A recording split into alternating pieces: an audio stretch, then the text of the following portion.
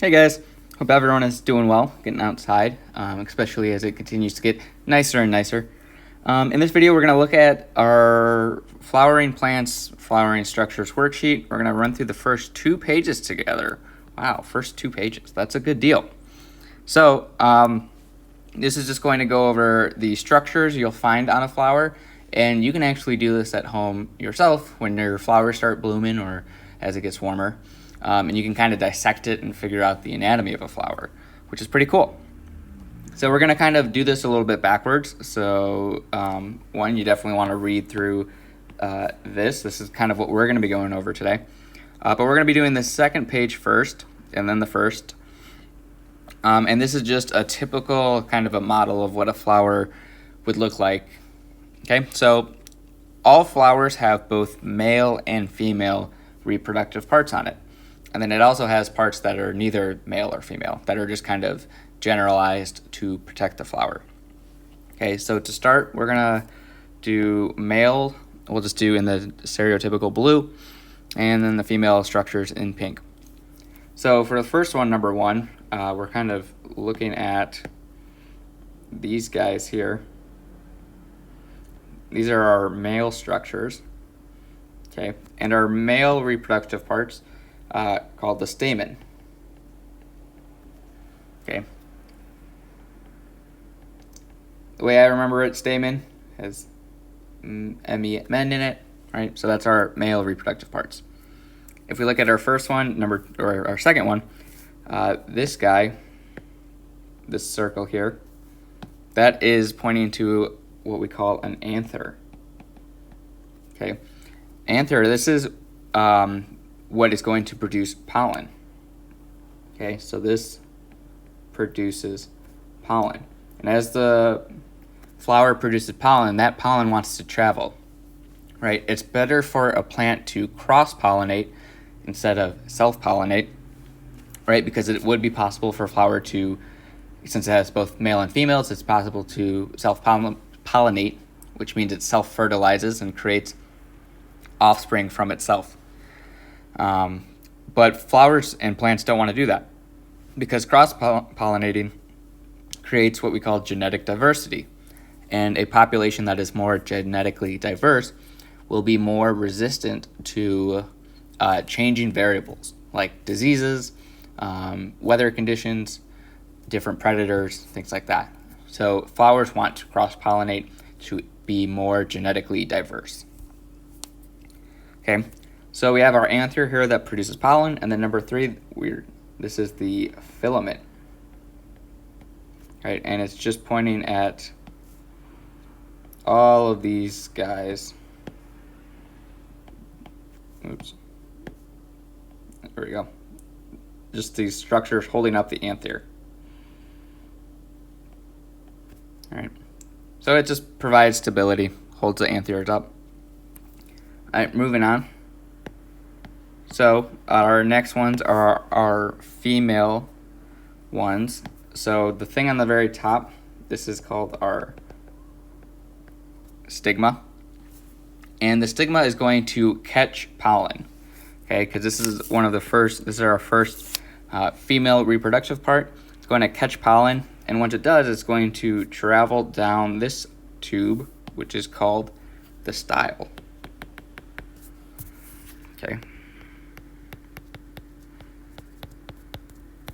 So as the stigma, or once the stigma catches pollen, hopefully from another flower or another plant that's not itself, it travels down the style, and then it wants to fertilize the eggs inside the ovary. So the ovary is this whole thing here. All right, so that's our ovary. And the ovary, we can see, if we change colors a little bit, we have these tiny circles in there. So the whole thing is one big ovary, and in this picture you have 6 tiny things, and we'll just kind of jump to number 11 for this, called ovules. Okay, the ovules contain the eggs, right? Our female sex cells that will be used to fertilize into seeds. So the ovules contain eggs. Another word for eggs is ovum.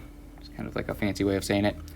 So all of these female parts make up our female reproductive structures called the pistil.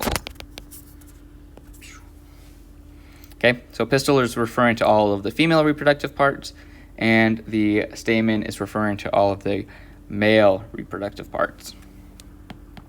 All right, so next we're going to look at some that are just part of the flower that helps protect it from, or while it's budding and developing. So the first ones are all of these structures here. These are our petals. Let's make that green. All right. So the main purpose of petals is to protect the male and female reproductive parts of the flower, and maybe not the main part, but also another main part of the petals is to attract pollinators. Okay, like bees. All right, because once it has the bees' attentions, bees are a great resource for cross-pollinating flowers. Right, it takes the nectar from one flower and inadvertently takes the pollen with it, drops it off at the stigma of another flower. That pollen, which contains our male sex cells, travel down the style into the ovary and fertilizes one of the ovules. Each ovule needs at least one pollen or one sperm cell to fertilize it. And continuing on with our kind of male or female parts, just general structures. There are these parts here that kind of grow from the bud. All right. These are called our sepals.